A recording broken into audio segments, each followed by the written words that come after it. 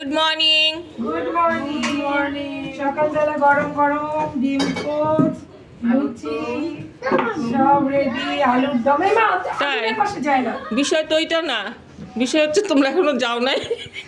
না আমরা এখনো যাইনি। তো তোমরা সব তুমি যখন ঘুমিয়েছিলে আমরা একটু লুচি ময়ান দিয়েছি।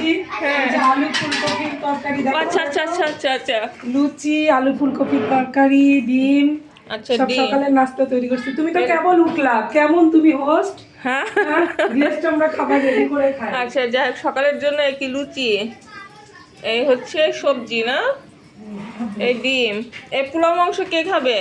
তিনও খাবে, তিনও আমাদের তিনও বুড়ি। এই মা, তুমি কি খাবে?